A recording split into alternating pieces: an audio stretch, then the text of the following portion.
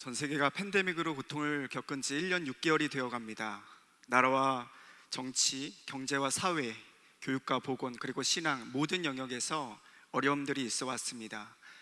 고립과 격리가 장기화되면서 사람들이 우울증을 호소하는 코로나 블루라는 신조어가 생겼습니다. 더 나아가 분노를 표출하는 코로나 레드, 절망의 단계로 가는 코로나 블랙이라는 현상이 생겨났고, 항상 마스크를 쓰는 신인류가 출현했다 해서 호모 마스쿠스라는 신조어가 생겨나기도 했습니다. 안전과 생명을 위협하는 위기 속에서도 감사한 것은 백신이 보급되고 있으며 백신 접종률에 따라 사람들이 일상을 되찾고 있다는 것입니다. 백신을 접종한 사람들은 이제 외출을 하기도 하고 필요한 경우 마스크를 벗는 일들도 조금씩 늘어나고 있습니다. 이들이 그럴 수 있는 이유는 내 몸에 바이러스를 이겨낼 항체, 즉 면역 체계가 생겼다고 믿기 때문입니다. 백신이 나오기 전에는 사람들이 두려움에 사로잡혀 고립되고 위축되고 움츠려져 있었지만, 백신을 접종한 후에는 항체가 생성된 내 몸의 면역 체계가 나를 지켜줄 것이라는 믿음으로 일상생활로 조금씩 복귀하고 있는 모습입니다. 건강한 면역 체계가 내 몸을 지켜주고 일상생활을 안전하게 도와주듯이 우리의 영적인 영역에서도 건강한 면역 체계가 필요합니다.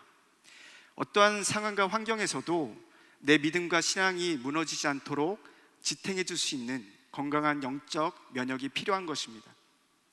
결론부터 말씀드리면 그것은 바로 선하신 하나님을 향한 신뢰라고 할 수 있습니다. 성경의 하나님의 사람들은 어떤 상황에서도 선하신 하나님을 신뢰함으로 자신의 신앙을 지키고 역경을 뚫고 나갔던 사람들이었습니다. 그들은 하나님의 말씀이 때론 이해되지 않더라도 그분의 선하심을 신뢰하며 그 말씀에 순종하며 믿음으로 나아갔던 사람들이었습니다. 삶의 어려움이 찾아올 때도 합력하여 선을 이루시는 그 하나님을 바라본 자들이었습니다. 다니엘의 세 친구들은 불구덩이에 던져지는 상황에서도 하나님께서 우리를 건져내실 것이라는 확신 속에 그리 아니하실지라도 그 선하시는 하나님을 선택하겠다고 고백했습니다. 무엇보다 우리 주 예수 그리스도께서 하나님의 선하신 뜻을 신뢰함으로 묵묵히 십자가 길을 걸어가셨습니다.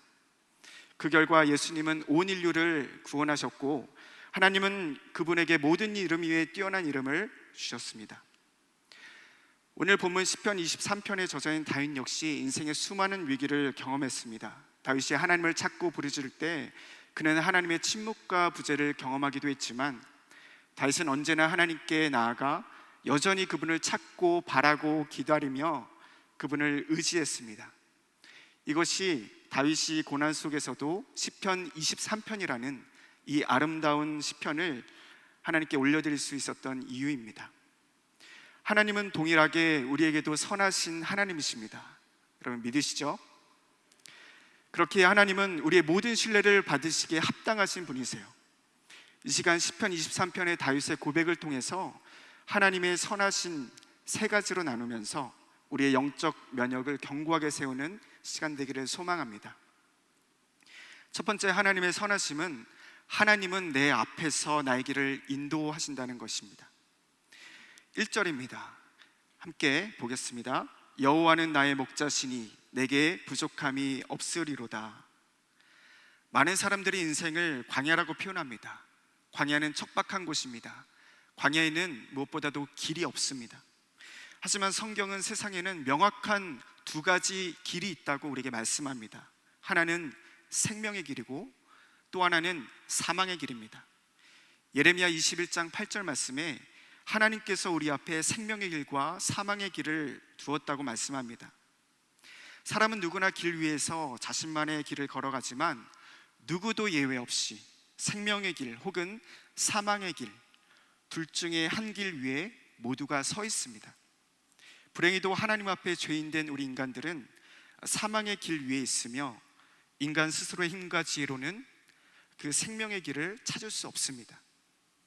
성경은 그런 우리의 모습을 양으로 비유합니다. 이사야 53장 6절에 우리가 다 양 같아서 그릇 행하여 각기 제 길로 간다라고 말씀합니다.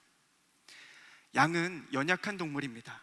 양은 시력이 나빠 방향 감각이 없고 자기 방어가 안 되어서 어느 장소든지 잘 눕지 못하는 겁이 많은 동물입니다. 분별력이 부족해서 잘 속는다고도 합니다.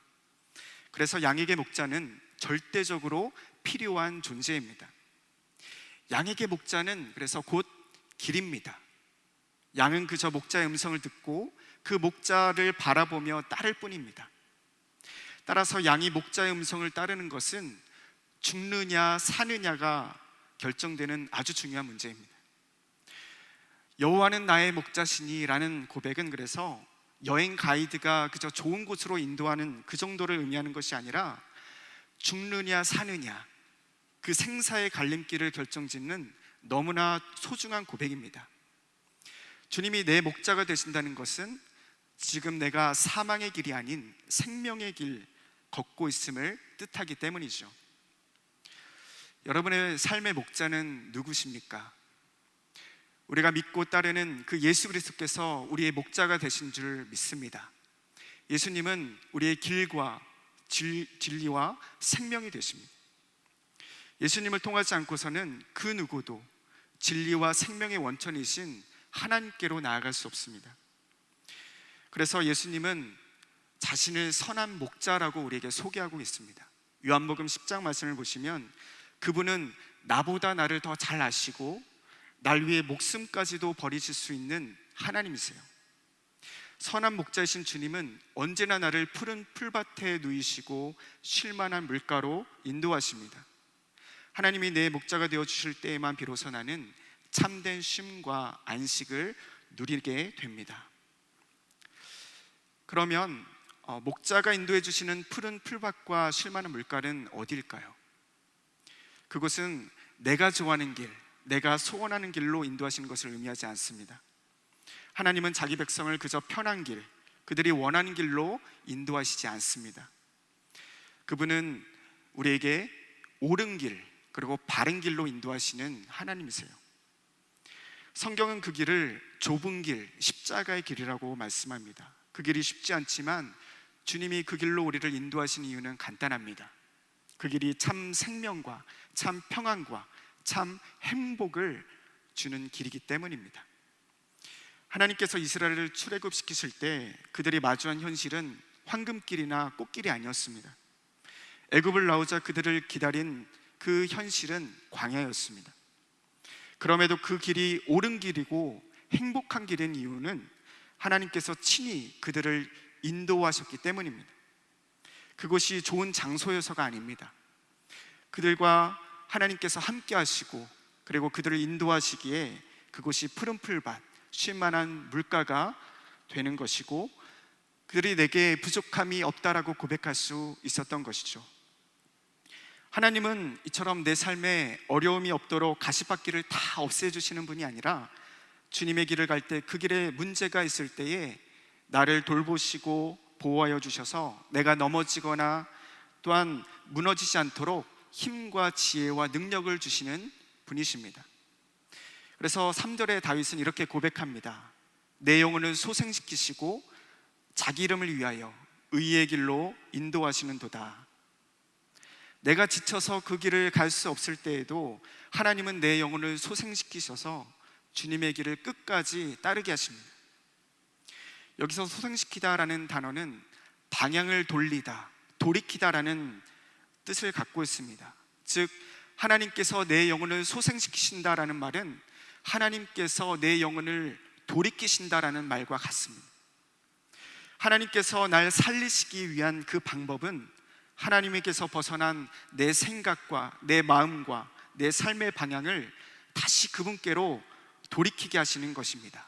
비로소 그때 우리의 영혼이 살아날 수 있는 것이죠. 많은 사람들이 팬데믹을 보내며 길을 잃었다고 말합니다. 앞으로 가야 할 길을 찾고 그 길을 묻습니다. 그러나 그리스도인들이 걸어야 할 그 길은 매우 단순하고 명확합니다. 하나님께로 돌아가는 것만이 우리가 살 길인 것이죠. 팬데믹이 종식된다고, 일상이 회복된다고 내 영혼이 살아난 것이 아닙니다. 하나님께서 돌이킴의 은혜를 주실 때에 비로소 내 영혼이 소생될 줄 믿습니다.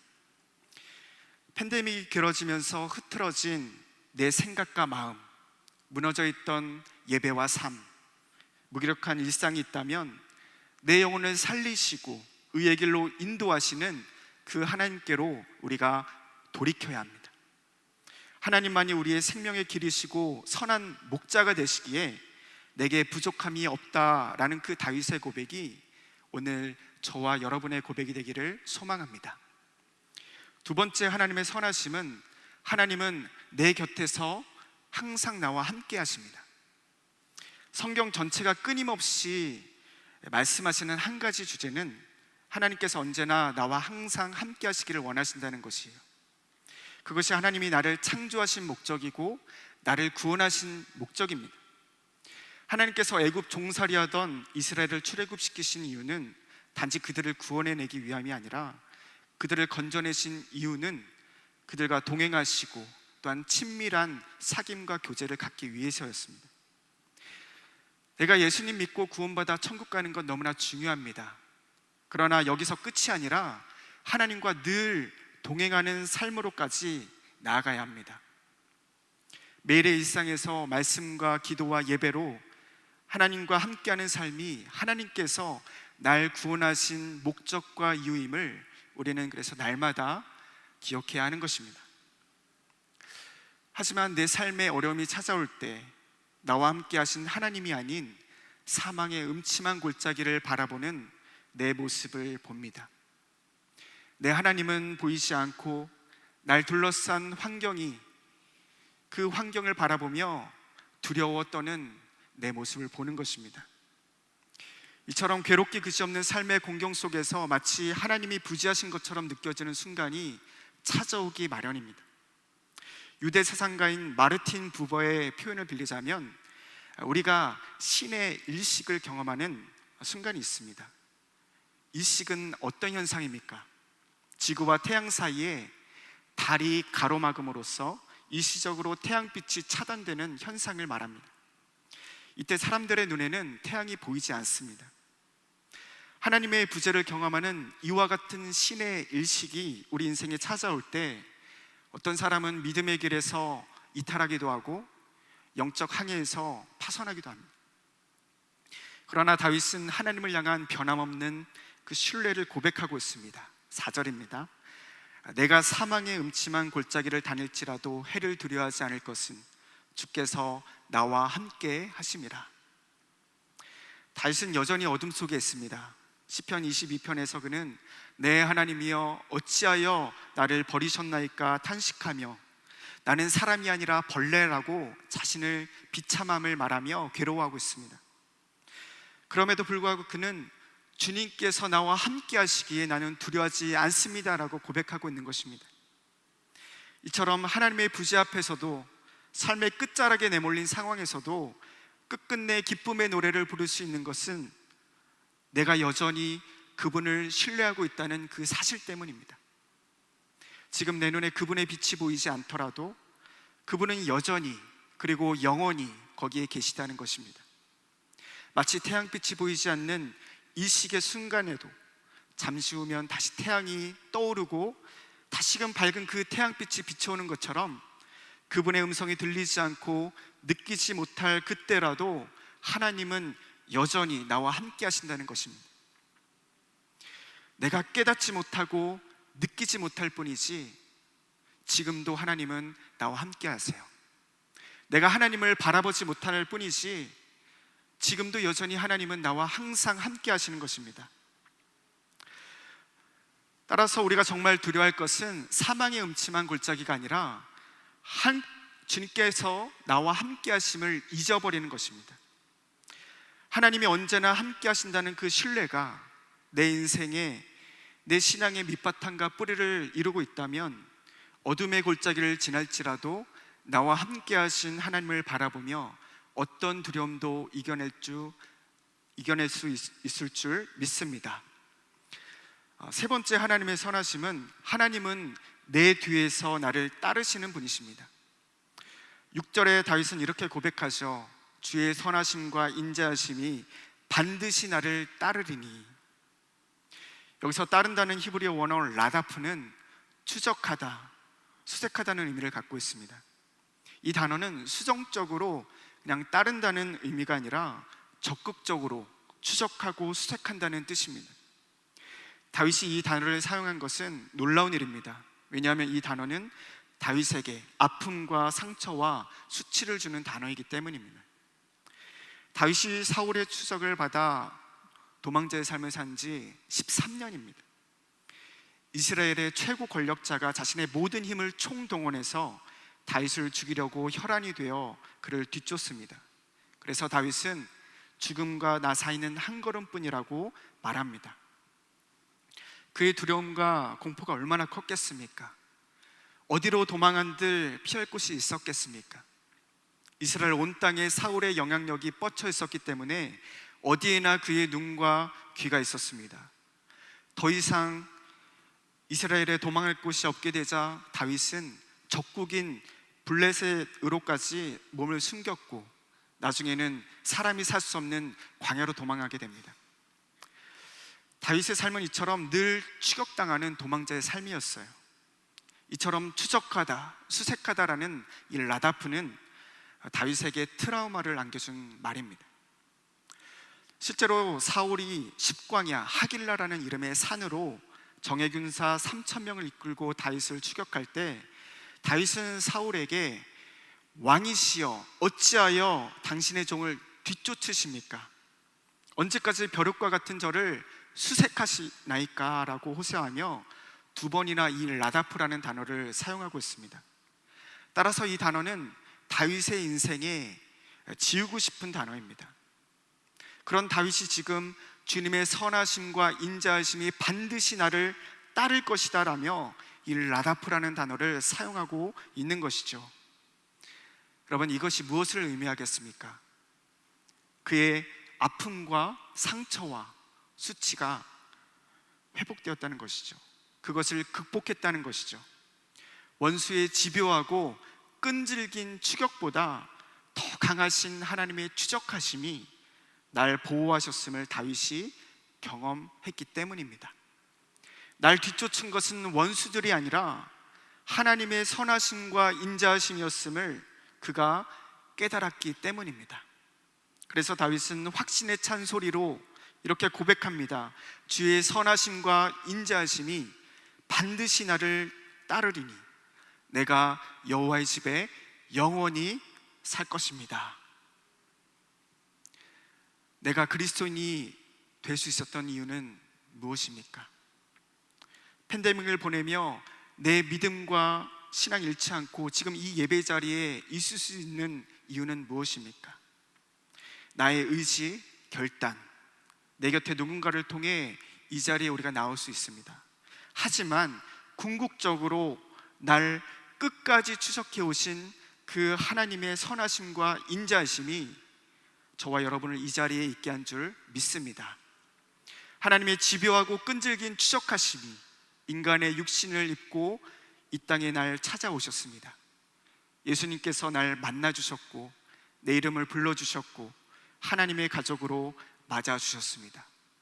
그래서 골로새서 1장 13절은 이렇게 선언합니다. 그가 우리를 흑암의 권세에서 건져내사 그의 사랑의 아들의 나라로 옮기셨으니, 흑암의 권세보다 더 강력한 하나님의 추적하심이 우리를 흑암에서 하나님의 나라로 옮기셨다는 것입니다. 여러분, 내게 주어진 이 하나님의 나라는 그 누구도 무너뜨릴 수 없는 나라입니다. 그래서 히브리서 12장 28절에 고난 중에 믿음의 경주를 달리고 있는 그리스도인에게 하나님께서 이렇게 말씀하십니다. 우리가 흔들리지 않는 나라를 받았다고. 팬데믹 시즌을 보내며 우리는 세상의 모든 것이 흔들리는 것을 보고 있습니다. 하지만 그리스도인은 흔들리는 세상 속에서도 결코 흔들리지 않는 것을 소유한 사람입니다. 그것은 영원하신 하나님의 말씀, 그 누구도 끊을 수 없는 하나님의 사랑, 예수 그리스도를 통해 우리에게 임하신 하나님의 나라입니다. 이 모든 것이 하나님께서 예수 그리스도를 통해 우리에게 주신 하나님의 은혜의 선물입니다. 오늘 다윗의 고백을 통해 우리는 선하신 하나님을 신뢰하는 것이 무엇인지 보게 됩니다. 나는 비록 그 길을 알 수 없지만 하나님께서 내 길을 아시며 내 길을 인도하신다는 것을 다윗은 신뢰했습니다.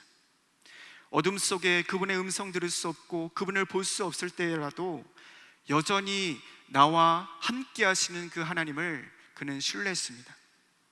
내가 어디에 있든 끝까지 추적하셔서 끝끝내 하나님의 품에 안기게 하시는 하나님을 그는 신뢰했습니다. 이 다윗의 하나님을 향한 신뢰의 고백이 오늘 저와 여러분의 고백이 될 수 있기를 주님의 이름으로 축복합니다. 여러분, 하나님은 언제나 내게 선하신 분이세요. 내 앞에서, 내 곁에서, 내 뒤에서 언제나 가장 좋은 곳으로 채워주시는 하나님이십니다. 우리가 오늘 그 신뢰로 살아갈 때에 우리가 여전히 하나님과 동행하며 생명의 길을 걷는 줄 믿습니다. 그리고 그 신뢰를 우리가 하나님께 올려드리는 삶을 살아갈 때에 저와 여러분을 통해 세상이 살아계신 하나님을, 그 선하신 하나님을 보게 될 것입니다. 함께 기도하시겠습니다. 하나님, 광야길에서 우리의 목자가 되어주시니 감사합니다. 우리와 항상 함께하여 주시니 감사합니다. 그 선하신 하나님을 신뢰합니다. 우리가 주님의 품 안에 거하여 부족함이 없다고, 두려워할 것이 없다고 고백하며 오늘도 생명의 길을 우리가 승리하며 걸어가는 우리 모두가 될 수 있도록 인도하여 주옵소서. 감사드리며 예수님의 이름으로 기도하옵나이다. 아멘.